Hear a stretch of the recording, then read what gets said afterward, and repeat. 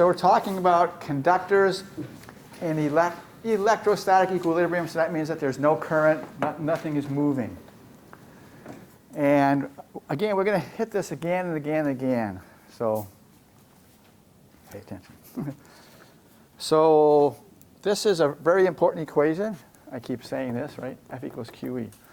So if we don't want anything moving inside the conductor, that means, well, certainly nothing's accelerating, so that means that the force is 0, so that means that the E field has to be 0. So E field is 0 within the conductor. If there is excess charge, it has to be outside. And we argue that two ways. The fact that like charges repel, or then we use the Gaussian surface. The E field vectors from the excess charge, they're perpendicular to the surface, and you guys figured this out using Gauss's law, which is very good. And then we talked about cutting a hole, or whatever, having a hole inside. The E field is 0 inside any hole, unless there's a charge in the hole, then it won't be 0. So I've been moving all the equipment from 132 to here. And guess what I found yesterday? An electrostatic bag. Woohoo! So I can pass that around, please. So that's an electrostatic bag, which means that the E field inside is 0. So like I said the other day, if you have some sensitive computer component or something like that, and you ship it, I don't care where it goes, it's going to remain E equals 0 inside. So it's great. Wonderful. Okay. So like I said Monday, we're going to do an example of this. Actually, we're going to do 2 examples. So here we go. So a conductor in the shape of a spherical shell, this yellow thing, carries a total charge of 3 nanocoulombs. A charged sphere inside the cavity, this thing, has a charge of minus 5 nanocoulombs. How much charge is distributed on each surface of the conductor? All right, so like we said the other day, if this thing is charged, what happens to this surface?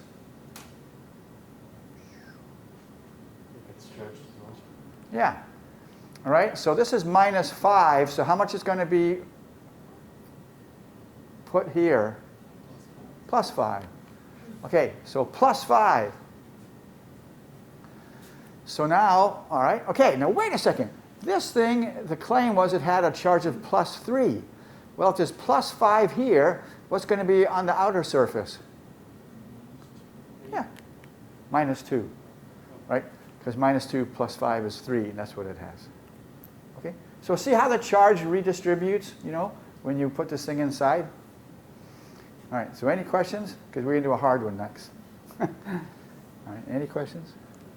All right, let's do a hard one.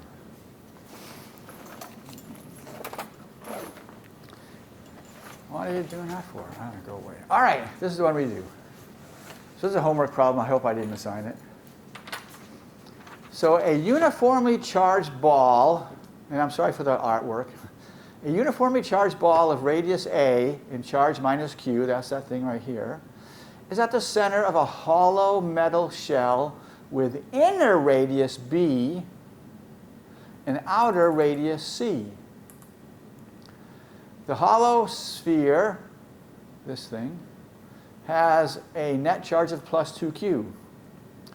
Determine the E field strength. That means we don't care about it's just magnitude, right? Determine the E field strength in these 4 regions. So we want to do it R less than A, then R less than B, greater than A, so in here somewhere. R less than C, greater than B, so in here somewhere, and then outside. Okay? So that's what we're going to do. All right, awesome. So if this is a minus Q, what's going to happen to the inner surface of this shell? What's going to be the charge distributed on the inner surface of this shell? Plus Q. Plus Q, right there, plus Q. And therefore, if this thing is supposed to have a charge of plus 2, and we have a plus Q here, what's going to be the charge on the outer surface? Plus Q, right? Right, so this is going to attract, the negative Q is going to attract the positive Q. That's going to be on this inner surface. But then the whole sphere has a charge of plus 2q, so that means that the outer surface has to be q, because q plus q is 2q. Everybody good? Any questions? All right. So, okay, so you have to do that first. Before you start doing anything, you got to figure out how the charge is redistributed. Okay, so that's how it's going to be distributed, so that's just wonderful. Okay, and again, all we care about is magnitudes. Okay, so let's do this first. So R is less than or equal to A. So now we're in, well, here. This is this thing. Okay, so we have a minus Q, uniformly distributed, and this has a radius of A, but we want less than that. So what are you going to do? So you're going to put a Gaussian surface, right? Okay, and then you're just going to use Gauss's law. So let's do it.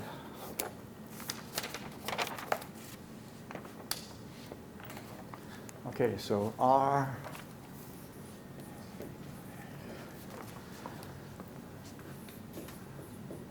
Okay, what's this integral? It's either blank or blank. So what is it? 0 EA. Okay, and you know, for this, we're going to make the Gaussian surface a sphere concentric with the thing, right? And so the dA vectors are going to be perpendicular to the E vectors. And so, long and short, it's going to be EA. Everybody, all right? It's either EA or 0, and we're not going to make it 0. Now, what's A? It's a cross-sectional area of that Gaussian sphere. So what is it? I don't want to just leave it A. I want to actually write it out. So what's the surface area of a sphere of radius A? Come on, you guys know this. No, just the surface area. This is, you know, geometry. Is it 4 pi something? Yeah, 4. Okay, it's area. So what does it have to be? R squared. R squared, right? 4 pi R squared. Okay, so this is E times 4 pi R squared. All right. And that equals Q enclosed over epsilon 0. Now, what is Q enclosed? So what we're saying is how much charge is enclosed in that Gaussian sphere? So is this a line or an area or a volume? It's a volume, right? It's a sphere, okay, right? So what are we going to use? The one I don't like. Rho. Rho, okay? How do you So, draw a rho? It looks like a P. no, okay, so look at a P is a straight line, Okay. like this, right? A rho is like this. See, it's curved. There's no, right? See, it's kind of curved. Why couldn't we use an alphabet that looks more different than the Greek alphabet? Pretty use Arabic. Okay, so rho is charge per volume, correct? So we want enclosed charge, so therefore what's it going to be? Just from this, what's charge going to be? So charge is going to be rho times volume.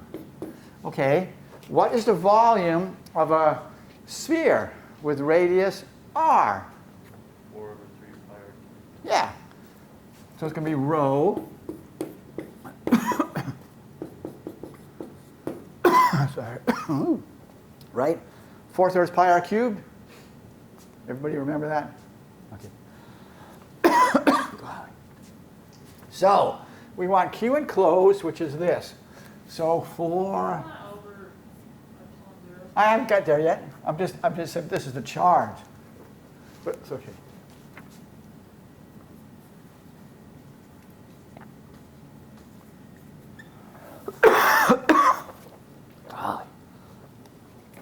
All right, so Q enclosed is rho times 4/3 pi r cubed, and then I divide by epsilon 0.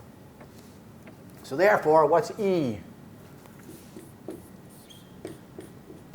So what goes away? Pi. Sorry? Pi. Okay, pi, what else? 4. What else? R squared. Yeah.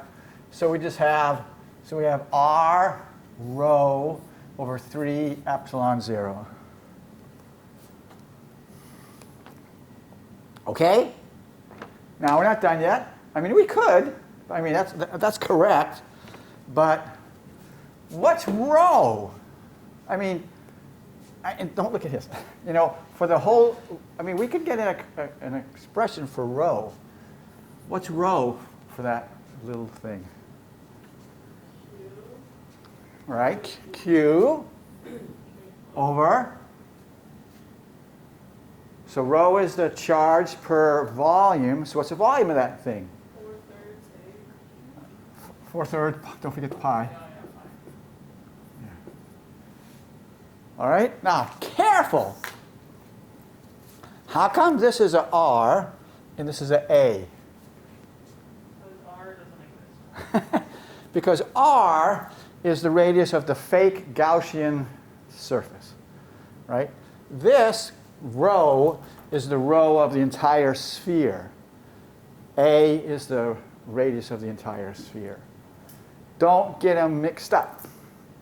Any questions about that? Okay, so like I said, this is really, I mean, this is fine, you know, but let's just do it. So we have R over 3 epsilon 0, then put in our rho. Our rho is Q over 4/3 pi A cubed. So the 3's go away, right? 3's go away. And then we have QR over 4 pi A cubed epsilon 0. Ta-da! There you go. And what is the direction of this E field? Outside or inside? Or towards the thing or away from the thing? It's negative. Towards, right? So, you know, this is fine. You could have just left it here. I mean, it depends what the question says, right? If the question says, you know, don't leave it in terms of road, then you can't leave like that. But this is fine. So, any questions at all? Okay. All right, let's do the next one.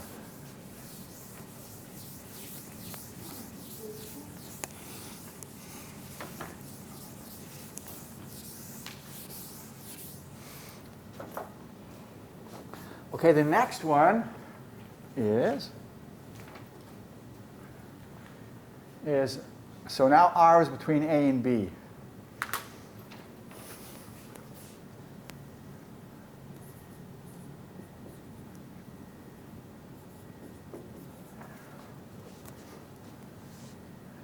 Okay, what's the answer without even thinking? Seriously, what's the answer? 0. Now, come on. So, look, R is here. So what's the charge enclosed? -2. Yeah, and we don't care about the sign, so what's the answer? Oh, okay. So what's the E field? Rho R over 3 epsilon. No, come on. This is what are we looking at? We're looking at what does this thing look like? What is this thing here? It's a sphere, right? Yeah. Do we know what the E field of a sphere is? We're outside the sphere, right? What's the E field outside the sphere? What's the E field of a point charge? K Q over R squared. Well, that's all it is. Okay? Okay, let's do it the hard way. You want to do it the hard way? Let's do it the hard way. No, let's do it the hard way. No, but I'm just saying you should be able to just recognize that. But let's do it the hard way. Okay, hard way. Okay, what's this integral? Anybody? EA. And you can, it should be obvious why. Okay, so EA equals Q enclosed over epsilon 0. Okay, what's A?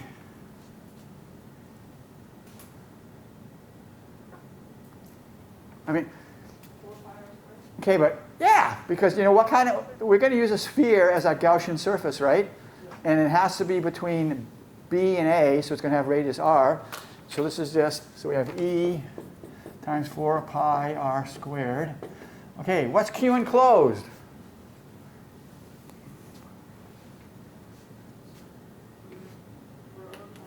No, no, come on, you're making it difficult. What is Q enclosed in this Gaussian thing here? What's Q enclosed? Negative Q, right? Just negative Q. And I don't care about the sign, so I'm just going to put Q. Q over epsilon 0. So what's E? Q over 4 pi epsilon 0 r squared, which is just KQ over r squared. Come on, you guys, don't make life difficult. Do you see what I'm saying? So we're here, you know? We're here. We're less than B, greater than A, so we're here. So this is our Gaussian surface, right? It's just going to be a sphere. Right, here's our sphere. And the integral is going to be EA. And what's the only charge that's enclosed? In this sphere, what's the only charge that's enclosed? Just the minus Q, right?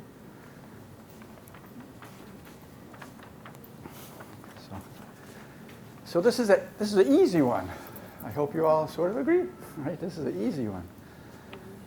Any questions? And what's the direction? Sorry? Towards the center, right? Because it's the minus. Okay, so that was nice. Okay, now let's do number 3, and I'm not going to help you one bit. All right? So now we're going to do number 3. What? Yeah. Okay, so now we're less than here, but we're greater than here, so we're here. So this is supposed to be your Gaussian surface. But this is so wonderful. Okay, when you do the integral, what's the integral going to be? EA. Okay, but look! Because of the charge redistribution, what's the charge enclosed by our Gaussian closed surface? So what is it? What is it? 0, right? This is negative. This is positive. Remember? Oh, yeah. Remember the very first thing we did? We said that when you have a minus here, it's going to induce the positives here, equal magnitude. So what's the charge enclosed by this Gaussian surface? 0. So what's the answer? 0. All right, isn't that nice? Everybody okay? Okay, then we're going to do this one. This is another nice one. I'm not going to help you for this one either. Okay, now we're outside. We're completely outside the whole thing. So again, what's our Gaussian surface going to be? A sphere, right? Concentric sphere. What's the integral going to be? EA. What is the charge enclosed? Sorry? Careful, what's the charge enclosed? Well, here's a Q, and here's a Q, and here's a minus Q. So what's the charge enclosed? Q, right? Okay. Now when we're outside this thing, what does it look like? A point. Or the charged sphere. We already know the E field of a charged sphere. What is it? KQ over R squared. Yeah! Okay. But There it is. That's what it is. Okay, you said a but. What's a but? it's got a space in it. Sorry, what? It doesn't have a space in the middle, so it's not like a point. We're outside the whole thing. Well, I don't care. No, it doesn't matter. I mean, come on. We just use Gauss's law, right? The integral is EA, Oh, and the enclosed charge is Q. So bingo, that's it. okay. All right. So that's it. All right. So yeah. Any questions? You're going to have one like this on your homework. This is evil. You just got to get used to it. I mean, I don't know what to say. So really, you just keep putting the Gaussian surface where you need it, and then you know the integral is going to be EA because this is a sphere, right? Then all you have to do is calculate the Q enclosed. That's all you have to do. Just calculate Q enclosed. But, I mean, don't forget to hold it. The first step we had to do was distribute the charge properly. I mean, if you don't do that correctly, you forget it. So you got to do that first. And once you've done that, then it all just works out nicely. All right? Okay. Very nice. All right, we're done this chapter. Yay! Now we're going to move on, though. Don't run away.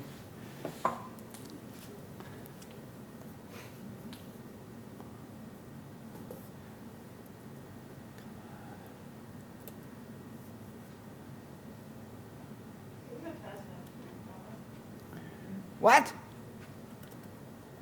What did you say? We do? What day? Oh my goodness. That's horrible.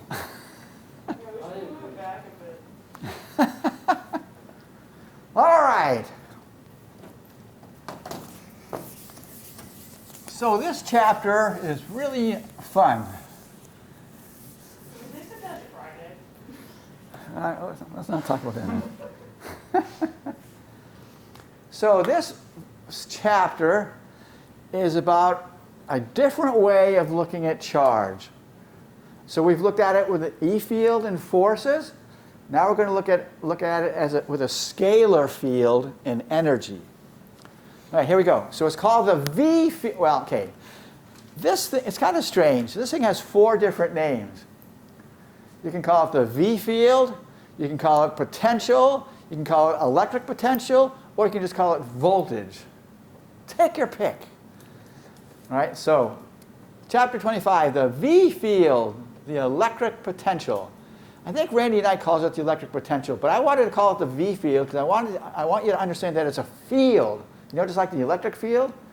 The electric field is a vector field. This is going to be a scalar field. All right, anyway. Learning objectives: to introduce electric potential energy and use it in conservation of energy problems. We're going to spend half the chapter just doing that. Now, that's not even the title of the chapter.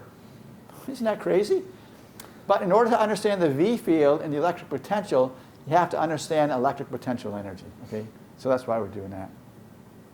So after we thoroughly understand electric potential energy, then we're finally going to get to the subject of the chapter. So we'll define the V field, the electric potential, and guess what, guys? We're going to find and use the electric potential of point charges, charged spheres, and parallel plate capacitors. Does that sound familiar? All right, then we'll find the electric potential of a continuous distribution of charge, and we probably won't spend a lot of time with graphs and surfaces. Okay, so that's what we're going to do. Now, good stuff. Okay, so it is a fact that electrical charge exists. Great. And it's up to us, humans, to figure out a theory that describes electrical charge. And if the theory is any good, it has to be able to explain the data and predict new things so that we can test it. Now, we've studied in gory detail electric fields, right? These vector electric fields. And that's one way of describing charge, right? Because an electric field is a result of charge. Now, can we come up with another way of looking at it? Or are we stuck with electric fields? What do you think? Obviously, we're going to come up with another way of doing it. Why would we want to do that? Well, electric fields are horrible. They're vectors. You have to worry about direction. Why don't we think of something that's a scalar so we can just add them, not have to worry about directions? Isn't that a great idea? Okay, now, I'm going to show the very next slide is a famous work of art. It's like one of these woodcuts by Escher. You know Escher. And as soon as you see it, I want you to yell out what you see. Seriously. All right? So as soon as I put on the next slide, yell out, and don't be afraid, yell it out. Yell out what you see. All right? Ready? 1, 2, 3. What color? White. Black. Wait. All right, wonderful. So, some of you immediately saw blackbirds. Some of you immediately saw white birds. So what's the point? I mean, come on, you're looking at the same thing. How can you see some people see black and some people see white? Because they're both. All right, so all I'm saying is, sometimes there's more than one way of looking at things. Right? Sometimes there's more than one way of looking at things. At the same thing. So, we've talked about forces and fields. And this is the definition of the electric field. Right? So we have a charge that creates this electric field. We want to figure out how strong it is, so we put a little point charge or a probe charge nearby. The probe charge feels a force. So the electric field is the force divided by the probe. Because remember, we don't want the electric field to depend on the probe, right? Remember the thing about the stinky fish and all that? Okay, so that's one way of doing it, which is just wonderful. It works, you know? And Maxwell's equations are written in terms of fields, so gee, it must be pretty useful. What we want to do, though, is we want to do a more practical approach. Those are Maxwell's equations, right? Maxwell's equations are written in terms of fields, so fields are incredibly important. But what we want to do is we want to have a more practical way of doing it. So we're going to talk about potential energy and the V field. And look at energy. Okay, force is a vector. E field is a vector. Potential energy is a what? Vector or scalar? So scalar. So this V field or potential field is going to be a scalar. Isn't that nice? And this is what I was talking about. Different names for the same thing. Sorry. Now, oh, sorry. Okay, so here's our wonderful definition of an E field. So the E field is defined to be the force that exists between the charge that created the field and the probe. Remember? Okay, now, I want you to tell me an equation for the V field. Okay? Just guess. The V field depends on potential energy. So what do you think would be an appropriate equation for the V field? Just guess. Something with you. What's going to be, okay, what's going to be up here? What do you think? The E field is force over Q. This has to do with potential energy, so what's it going to be? Potential energy, right? U. Yeah, U. And you want to put a little E here. Is that what you said earlier that I didn't hear? Sorry. All right. Does that make sense? Sure it does. We'll get on.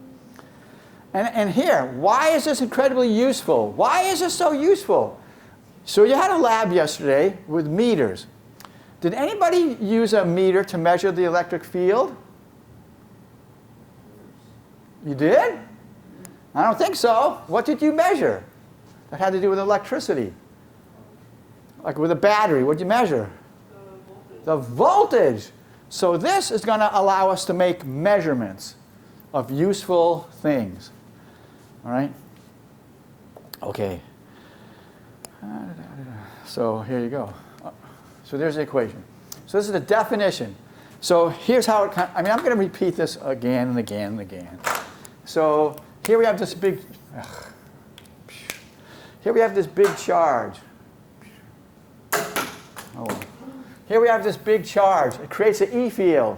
We want to measure how strong it is. We put a little probe here. What does the probe feel?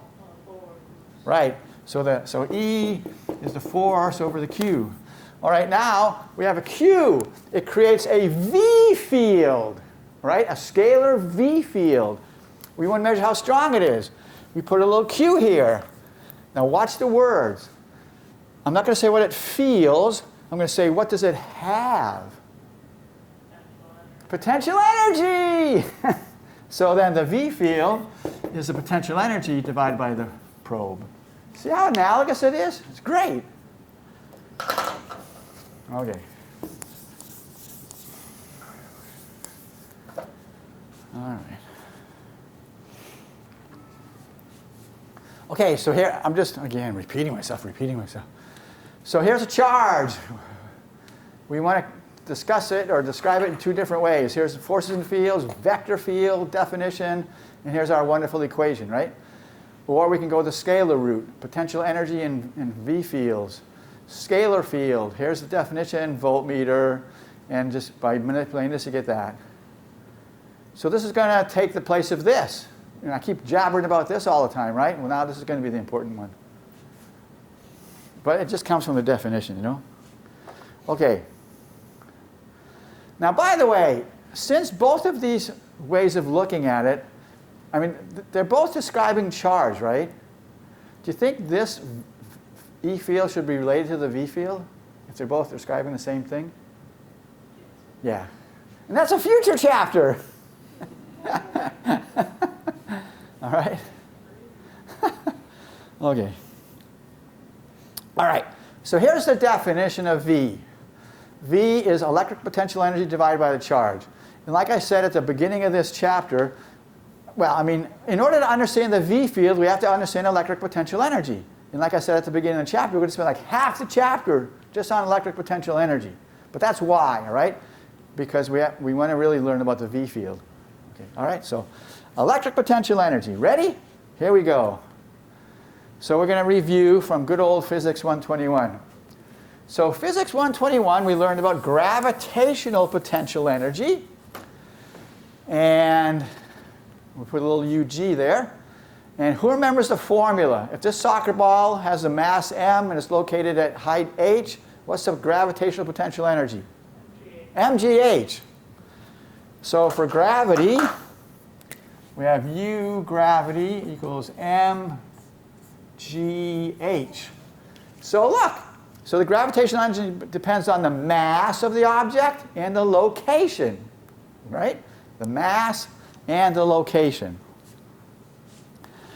This is actually the change in gravitational potential energy, right? Okay, so let's talk about electricity. So here you have these two minuses.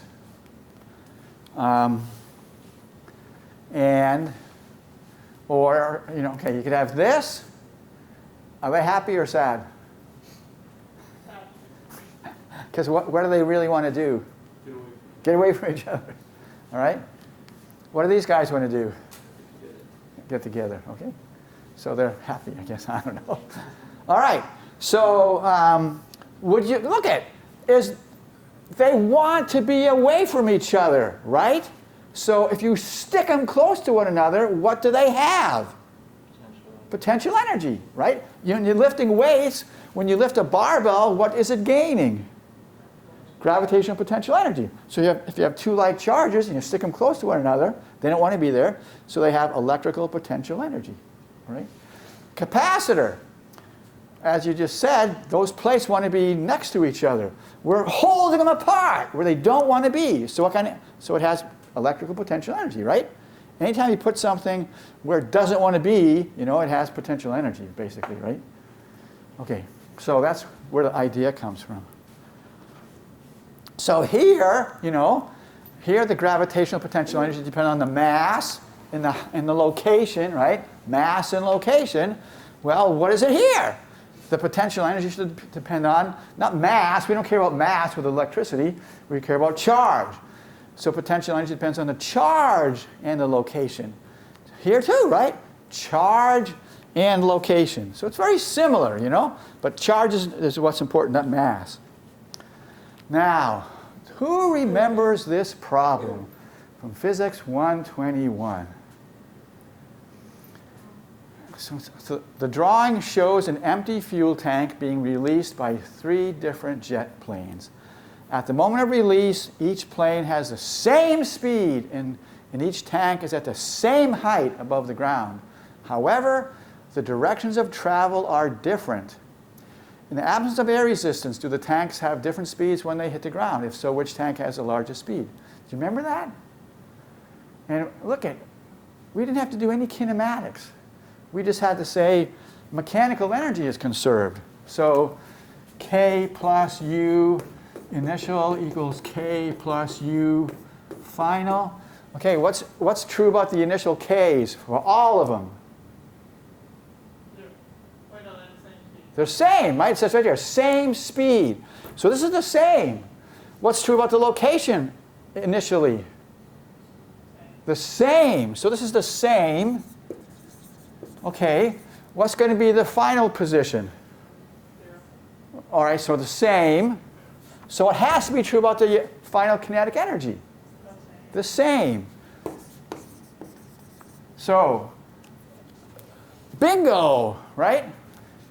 Do the tanks have different speeds? No, they have the same. So, you can do that in your head almost, right? This is how much work it would be if we had to do it with kinematics. and I want to point out we had to use cosine squared plus sine squared equals 1, I mean, would you rather do it with energy or kinematics? Pretty obvious. So hopefully what you remembered from 121 is that sometimes when you use energy concepts, things are super simple, super short, super wonderful. So we're doing potential, which is related to energy. So guess what? Things are going to be wonderful. Okay? All right. Now, something else, still reviewing. In Physics 121, we learned that all we ever cared about was the change in potential energy. Remember that? You never had an equation with potential energy when it didn't have the change in potential energy. It was always the change. In fact, we did a problem once, I don't remember, I think like we dropped a ball from the ceiling or something, and we called the ground y equal to 0. Then we called the ceiling y equals 0, and we figured out the final speed. And you get the same answer. Who cares? Where's the origin, right? The origin is something that we impose on the problem. So there's always the change. All we ever care about, the change. That's incredibly important. All right? Okay, so same thing with potential energy. I mean, electrical potential energy. All we ever care about is the change in electrical potential energy. So we're going to change our mind all the time where we put, potential energy equals 0. I mean, with gravity, we were kind of boring, right? The ground was generally y equals 0. But it didn't have to be. Well, we're going to change our mind all the time with electricity. And we're just going to do it to make life easy, all right? That's the whole goal here when we keep changing our mind, to make life easy. And you don't believe me, but you will. All right? Okay. So we have to calculate potential energy, or the change in potential energy, okay? And in order to do that, we have to learn about work. Now, we already learned about work in 121. So this is, again, just review. So here's a definition of work. You all remember? So it's a force multiplied by a displacement. And it's actually a dot product, because you can have positive work and negative work and zero work, You all remember that? Like when you ride your bike up the hill, what's the sign of the work done by gravity on you? Is it positive or negative? Negative, because is it helping you when you're going up a hill? No, it's not. When you're riding on a level street, what's the work done by gravity on you? 0, because it's not helping or hurting. When you're riding your bike down a hill, is gravity helping or hurting? Helping, so it's a sign of work. Positive. All right. Okay? So this is true if the force is constant. This is always true. Right? Okay, so that's work. Very wonderful. By the way, what is potential energy? Like if you were going to explain it to your little brother or little sister, what is potential energy? So if I'm holding this thing up here, it has potential energy, right? So it has the what? Yeah, potential to do work, right? I mean, okay. If I drop it, it could, pound a nail into a piece of wood or something like that. So it's stored energy, right? It always depends on position. Stored energy always depends on position. So in 121, we learned how work is related to the change in potential energy. And that was it. That was a big deal. I hope you remember it. That was that chapter on interactions. Okay, the work equals negative the change in potential energy. So let's do an example. All right, just to remind you of how this works. So let me write on the board first. So work equals minus the change in potential energy. Okay, so let's do an example. Okay, so pretend this is you. No, just kidding. As you lift a barbell, so you're going to lift a barbell delta y, see right there? So you're lifting this barbell delta y. So what is the work done by gravity? What's the work done by gravity as you lift it delta y? mg, say it. Mg delta y, but what's the sign? This is the work done, because again, it's gravity, right? Is gravity helping you when you lift weights? I don't think so. All right, so it's a big negative. All right? Okay, and you know, you can kind of think of it like this. The displacement is this way, but what's the force? What's the direction of the force? That way. So what's cosine of 180? -1, right? You know, with cosine. Okay. All right. So that's that. Now, what's the change in potential energy of the barbell, though? When you lift it delta y, what's the change in potential energy of the barbell? Is it increasing or decreasing? So what is it? What's a change in gravitational potential energy as you lift a barbell delta y? Yeah, just mg delta y. Positive, right? Positive. Okay. So therefore, how is this related to that? Just what we said, right? The work equals minus delta u. Okay? There you go. All right? All right? Everybody okay with that? Now, so basically, we have to, okay, in order to calculate V, you know, we have to calculate, okay, in order to calculate V, which is what we want, we have to calculate this, all right? In order to calculate this, we have to use this, all right? There's no, like, fundamental way to calculate this by itself. You have to calculate the change in potential energy using the definition of work, okay? So, sorry, all right, but that's how it is, all right? So okay, so I want to write this in a very useful way. You might, all right, so let's do it. So work equals minus delta U. Okay, what's delta U? What does that mean? U what minus U what? Yeah, so we have minus U final minus U initial.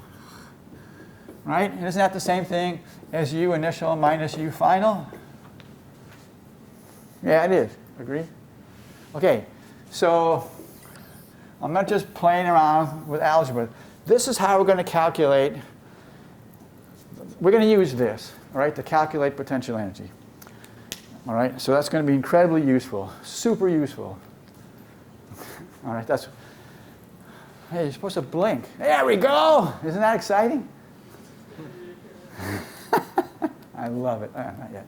Okay, so this is how we're going to calculate the change in potential energy by using this equation. All right? So super useful. You might not know. I mean, you might not believe it now, but it is. Okay, so this is our strategy. I guess I should write it down. I'm going to write it down because we're going to use it. Oh, shucks, we're not going to use it. We don't have time. Ah, rats. Okay, this is our strategy. We don't have time. All right, so I just showed you that work equals U initial minus U final, right? That's okay. Now, so that's just a fact, right? Nothing wonderful about it, just true. And so this is nice. And then we're going to calculate work. Now, work is some integral, right? So from initial state to a final state. So that's just going to be alpha minus beta, something minus something, right? That's just what an integral is, something minus something. Well, okay. Well, here's work, U initial minus U final. Here's work, alpha minus beta. So, by golly, what's alpha? Or what's U initial? Alpha. What's U final? Beta. So that's all there is to it. So all we're going to be, in other words, we're just going to remember this, and we're going to calculate this. This is what's going to be our job. Calculus, do this integral. And it's always going to be something minus something, and then we're just going to do this. So that's kind of where we're going, all right? Let's see, we have 5 minutes. Yeah, we can do it. What do you say? You guys healthy, energetic? All right, let's do it. You got to be really careful with signs. So that's one thing. You got to be careful with signs.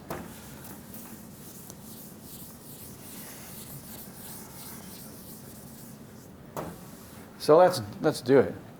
Okay, so here we have 2 positive charges. What happens when you let go? Move away. Okay. All right, let's do it. So we got to calculate work. So let's just calculate the work. So the work done, the electrical work, is just integral, well, come on, F dot dx. Correct? Now, everybody agree with that? Okay. What is the angle between the F and the dx? Initially they're like this, then they go like that. So what's the angle between the force and the dx?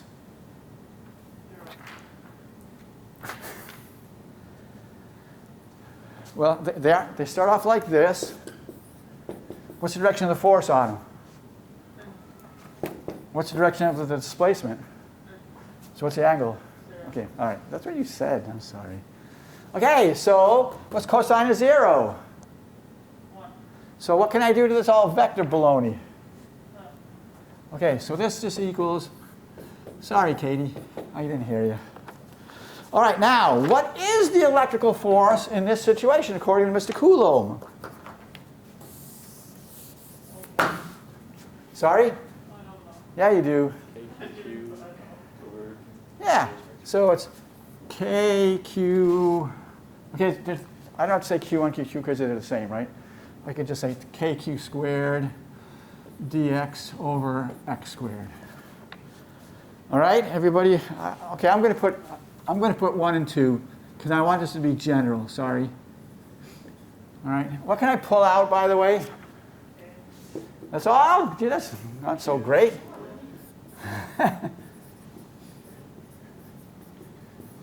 Okay, everybody good?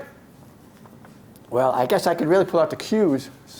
Sorry, right? Because it's constant. Okay, what's the integral of x squared?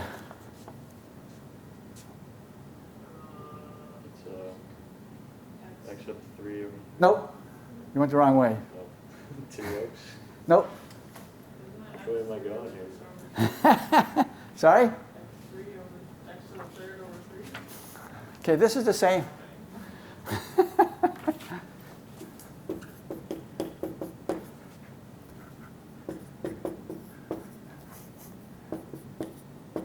So what is it? Isn't it just x to the negative 1?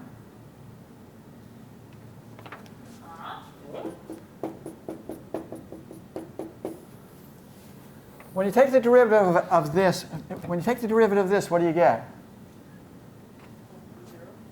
Oh, I forgot my negative, sorry. When you take the derivative, y equals negative 1 over x, which is negative x to negative 1. Take the derivative of that. What do you get? You get x of negative 2. Yeah, right? Because the negative 1 kills the negative 1, and then you subtract 1, and you get x negative 2. Yeah? So what's integral x negative 2? It's negative x negative 1. Yes? You guys better review your calculus. All right? Okay. So this is just going to be negative k q1 q2 over x. But then, look at the picture. We have some like x initial to some x final. Okay, everybody with me so far? Again, the negative came because of the integral. Okay, so now what? This is going to be minus k q1 q2, and then 1 over x final minus 1 over x initial. Correct? Yeah, everybody good? Which is the same thing as k q1 q2 over x initial minus k q1 q2 over x final.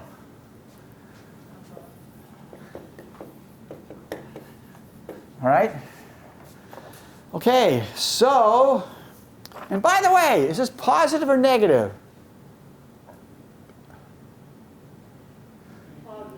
Positive, because x initial is this, x final is infinity or something, right? This is positive. All right, so work equals u initial minus u final. Work equals this minus this. What equals what? Yeah.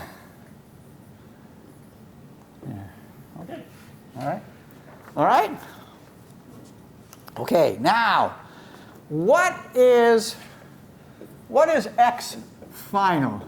You know, you have these two positive charges that are going to repel. What's x final if you have a long enough time to wait? Infinity. So x final is infinity. Okay? All right? Now, what's k q1 q2 over infinity? 0. Agree? 0. All right? So that means that u final equals 0. Does that make sense? I mean, if you have these two positive charges that are infinitely far apart, are they going to interact at all? So what kind of potential energy do they have? 0, right? So see, we just made our new definition of infinity, right? We said that the potential energy is 0 when they're infinitely far apart. That's kind of weird, but it makes sense, you know? Okay, so what is our general result? Our general result is this. U for two charged particles. Our general result is k q1 q2 over the distance and the initial distance. All right, that's it. So, okay, because, you know, this is 0, right? So there you go. Well, I mean, so that's it, all right? That's how you do it. So don't worry if you feel overwhelmed, because we're going to do a bunch of these problems. But all I want to point out is this is how we're going to do it. This is the fact. This is where we're going to spend all our time. But as soon as we do this, then we just say bing, bing, bing, bing, and we're done. All right? All right. So I hope, what would be best? Oh, you have a test to study for. Oh, my goodness. When's the test? Next week, Wednesday. Oh, my goodness. Horrible. Okay.